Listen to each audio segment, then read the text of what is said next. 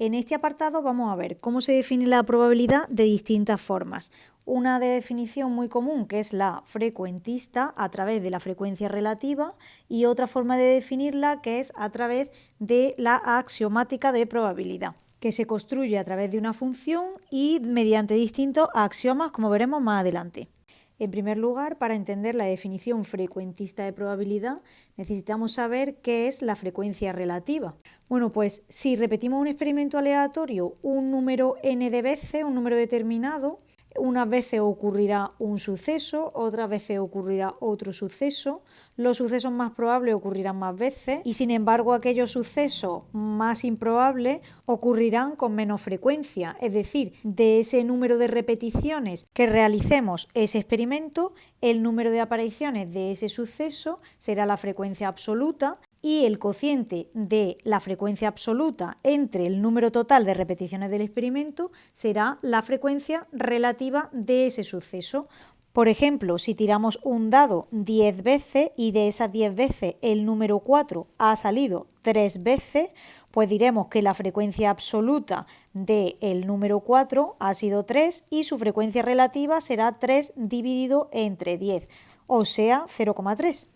Por tanto, la frecuencia relativa es un concepto que nos puede servir como una primera aproximación al concepto de probabilidad, ya que de manera intuitiva, si un suceso es más probable que ocurra, como hemos dicho anteriormente, su frecuencia relativa será mayor y su frecuencia absoluta, obviamente.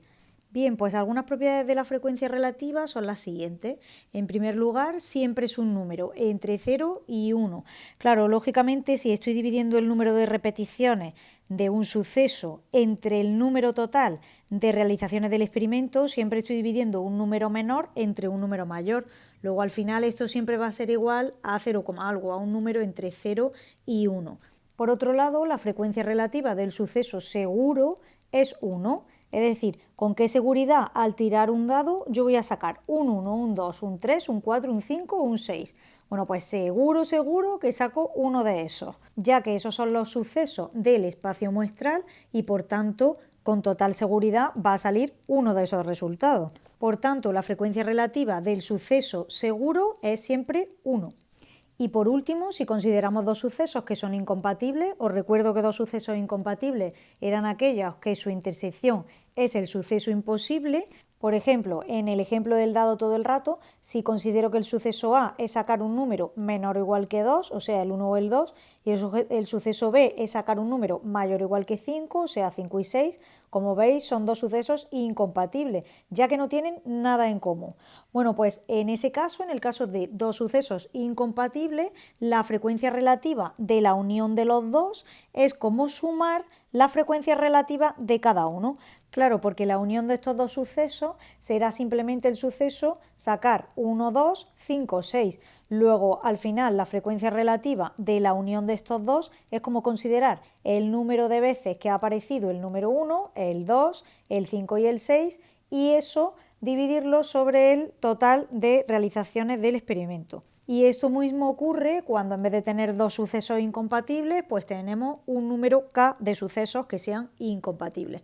Pero esta propiedad solamente se puede aplicar, repito, cuando los sucesos que estamos considerando son incompatibles. Yo no podría aplicar esta propiedad si considero como A el suceso sacar un número par, donde considero que me salga un 2, un 4 o un 6, y el suceso B sacar 5 o 6, porque no puedo contar dos veces el número de apariciones del número 6. Bueno, pues ahora ya sí vamos a ver a través de la frecuencia relativa una primera definición de probabilidad.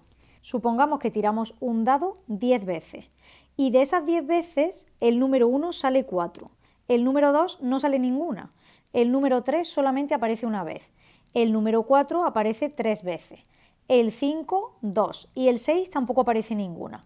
Fijaos, si yo calculo la frecuencia relativa de aparición de cada una de las caras, el número 1 sería 0,4, el número 2 sería 0, el número 3 sería 0,1, etc. Es decir, así a simple vista, ¿quién parece que tiene más probabilidad de aparecer? Pues el número 1, Después el número 4, sin embargo el número 2 y el número 6 parece que no aparecerían nunca. Sin embargo, la intuición y la experiencia nos dice que todas las caras tienen la misma probabilidad de salir cuando tiramos un dado. Pero también la intuición nos dice que si tiramos el dado solamente 10 veces, no obtendremos una información muy representativa, ya que es un número muy pequeño de repeticiones del experimento. Por tanto, con ese número de repeticiones no puedo sacar conclusiones muy válidas al respecto. Así que lo que se nos ocurre es que podemos tirar el dado unas 1000 veces. Fijaos, si tiramos el dado unas 1000 veces, resulta que el número 1 aparece 201 veces, el número 2 152, el número 3 188, etc. Como veis, aún así, unos números parece que salen más veces que otros, pero ya parece que se va equilibrando un poco más el número de apariciones de cada cara. Sin embargo, la intuición nos sigue diciendo que lo lógico es pensar que cada cara puede aparecer el mismo número de veces si el dado no está trucado. Por lo tanto, lo que vamos a hacer ahora es tirar el dado unas 100.000 veces.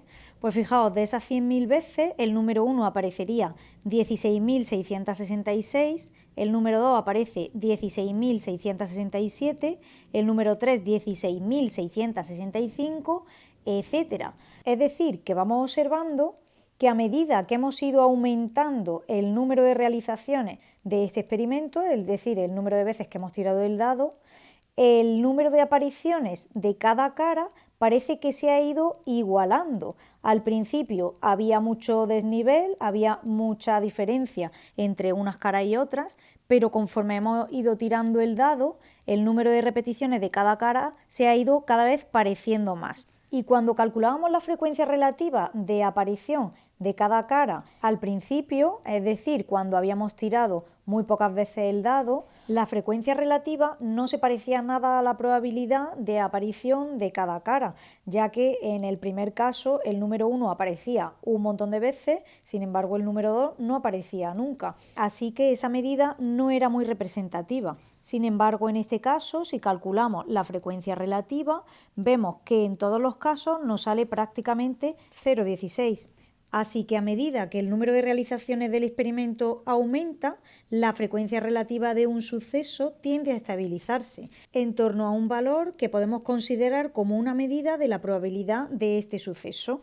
Esto se llama ley de regularidad estadística y es lo que nos permite dar la definición frecuentista de probabilidad de un suceso, que se define como el límite de la frecuencia relativa del suceso cuando el número de repeticiones se hace infinitamente grande, como hemos visto en el ejemplo. Si en vez de ser 100.000 repeticiones fuesen 10 millones de repeticiones, la frecuencia relativa se estabilizaría aún más y se parecería mucho más a la probabilidad del suceso.